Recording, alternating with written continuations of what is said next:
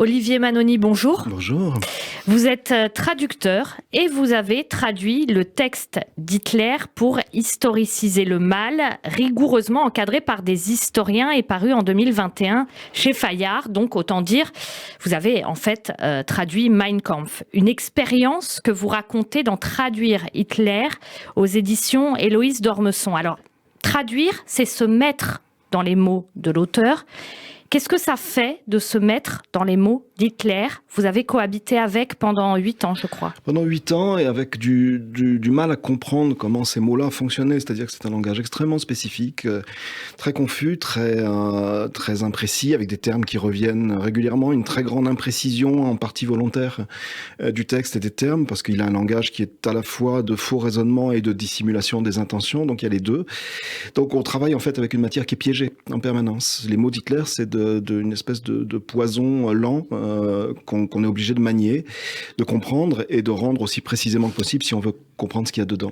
Alors, quand vous dites poison lent, comment fonctionne justement le langage nazi ? Quelle est sa formule presque, j'ai envie de vous demander ? Il y a des langages nazis. Celui d'Hitler, il est très spécifique, c'est un langage de confusion. C'est-à-dire que c'est un langage qui est fait pour tenir des pseudo-raisonnements, pour arriver à des conclusions extrêmement simples. C'est un populiste, c'est un démagogue qui arrive toujours à des conclusions extrêmement simples, qui reposent grosso modo toutes sur la haine.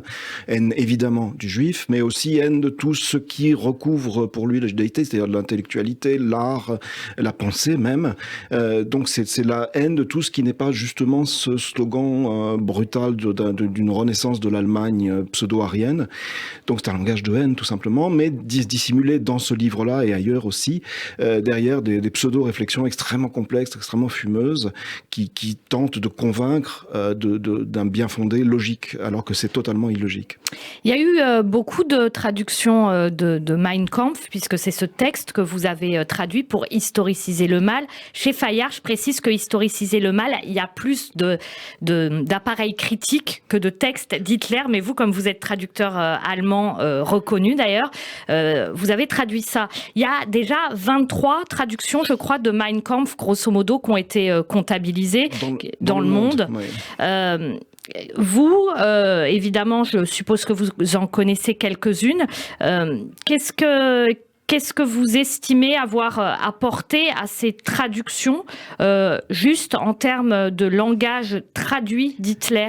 Alors nous sommes simplement, et ça je l'ai fait avec l'aide et la complicité des historiens, notamment de Florent Braillard qui dirigeait l'édition, je suis revenu à la réalité du texte. C'est-à-dire toutes les traductions qui existent ont tenté de rendre ce texte accessible, y compris la traduction française de 1934.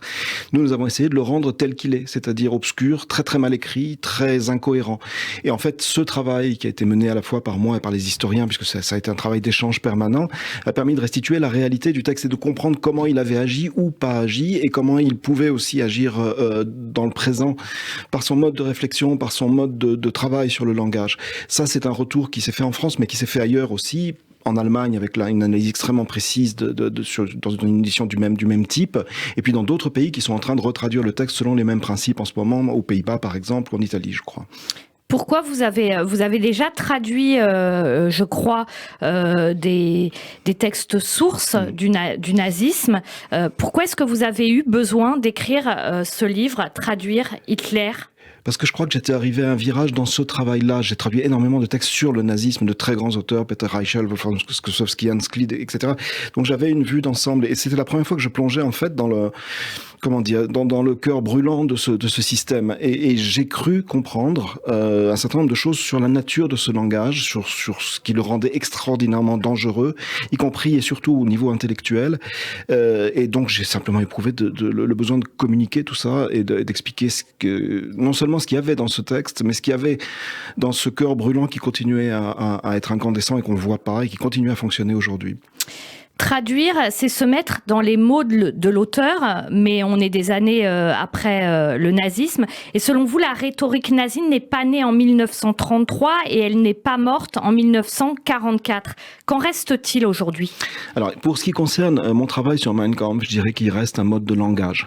Notamment cette confusion extraordinaire des raisonnements qui mènent à des raisonnements simplistes. Est-ce que vous avez un exemple concret, je sais pas, là, dans l'actu, par exemple, quand il y a eu le Covid ou autre chose ? Oui, bien entendu, on peut tout à fait parler, par exemple, de ce qui s'est passé dans les milieux complotistes anti-vax, les deux à la fois, qui ont tenu des raisonnements exactement comme ceux d'Hitler, c'est-à-dire il y a forcément un responsable, il faut le chercher, et vous débouchez sur ces pancartes qu'on a vues pendant ces manifestations, avec ces grands qui, avec un point d'interrogation, qui comme par hasard désignaient les mêmes personnes, c'est-à-dire les juifs. Ça, c'est un langage nazi pour vous qui... Bien entendu, c'est-à-dire vous posez la question du responsable. C'était donc la pancarte qui avait été brandie. Qui était très clairement une pancarte antisémite. C'est tout à fait clair. Et pourquoi est-ce que c'est le langage nazi qui... Parce que ça consiste à échafauder des raisonnements auxquels vous ne pouvez pas répondre pour désigner une personne responsable ou un groupe responsable que vous rendez responsable de tout. C'est ce qui se passe dans Mein Kampf, l'éducation qui ne va pas, la décadence de l'Occident, la mainmise sur la presse, le pouvoir occulte exercé sur toutes ces espèces d'idées d'énormes complots contre l'Allemagne à l'époque, mais aujourd'hui contre l'Europe ou contre la France, contre tout ce que vous voulez. C'est une pensée qui est paranoïaque d'abord, et qui s'appuie sur des faux raisonnements, des raisonnements syllogistiques qui sont légion dans Mein Kampf. Mein Kampf fonctionne comme ça, et il fonctionne par accumulation d'arguments tellement denses et tellement nombreux que vous n'avez aucun moyen d'y répondre. Vous êtes noyé, c'est ça ? Vous êtes noyé, vous n'avez aucune chance en fait, face à quelqu'un qui prend ce type de raisonnement-là, qui finit toujours par un raisonnement, une conclusion finale extraordinairement simple, extraordinairement simpliste. Non seulement vous ne pouvez pas y répondre parce que le raisonnement est faux, parce que les arguments sont faux, mais tellement nombreux que vous ne pouvez pas les reprendre, mais en plus, si vous dénoncez la conclusion, vous êtes un ennemi, vous êtes un traître. Ça, c'est typiquement le fonctionnement de Mein Kampf. Et ce fonctionnement qui bloque totalement à la fois la réflexion et l'utilisation normale du langage en démocratie, on est revenu dedans, dans des milieux qui sont encore heureusement extrêmement minoritaires, mais un milieu minoritaire, c'est exactement ce qu'était le mouvement nazi au commencement. Ce sont des modes de pollution de la pensée qui sont extraordinairement dangereux pour une démocratie et pour la liberté de penser en général. Vous avez cohabité avec ces mots pendant 8 ans. Comment on fait pour cohabiter avec ces mots j'ai envie de dire, je sais pas, sans tomber dans la dépression, sans y penser tout le temps, nuit et jour, sans... C'est compliqué. La dernière partie de mon livre s'appelle Écho lugubre et j'ai vécu avec ça, c'est-à-dire avec des échos de ce texte à la fois que je traduisais et que j'avais autour de moi. On était en pleine montée de l'extrême droite en France en particulier. La dernière campagne présidentielle a été pour moi un véritable cauchemar parce que je revoyais partout ces slogans, ces raisonnements stupides. Donc on lutte d'abord en écrivant, c'est une bonne manière, et puis en traduisant d'autres choses, des textes intéressants, de la vraie philosophie et de la vraie littérature. Selon Florence Aubenas, que vous citez dans votre livre, Mein Kampf, c'est un grimoire d'une aura maléfique. Il y a des personnes, je crois, qui se sont adressées à vous, sachant que vous étiez en train de traduire ce texte. Plusieurs. Une fois à Strasbourg, on m'a demandé ce qu'il fallait faire du livre, qui avait été conservé dans une famille. D'autres m'ont proposé ce qu'il fallait en faire. Ce qu'il fallait en faire. Est-ce qu'il fallait le brûler? Est-ce qu'il fallait le détruire? Est-ce qu'il fallait le garder? Qu'est-ce qu'on devait faire de ça? Et oui, il fonctionne comme un grimoire, c'est ce qui fait son danger. L'idée d'historiciser le mal, c'est Christian Ingrao qui a résumé, je crois, de la manière la plus efficace notre travail. Il disait il faut refroidir Mein Kampf, refroidir ce morceau de braise qui continue à brûler, précisément parce qu'on ne veut pas y toucher, parce qu'on ne veut pas regarder ce qu'il y a dedans. Il faut travailler dessus, il faut expliquer ce que c'était, il faut dénoncer les mensonges, il faut expliquer comment fonctionne ce langage et comment il est encore dangereux aujourd'hui.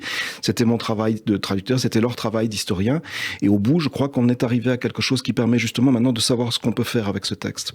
Merci beaucoup Olivier Manoni. Donc, vous avez traduit le texte d'Hitler pour historiciser le mal, et surtout vous en avez tiré un essai très instructif qui nous permet aussi de mettre les mots en perspective, éventuellement même aujourd'hui, traduire Hitler aux éditions d'Héloïse d'Ormesson. Merci beaucoup. Merci à vous.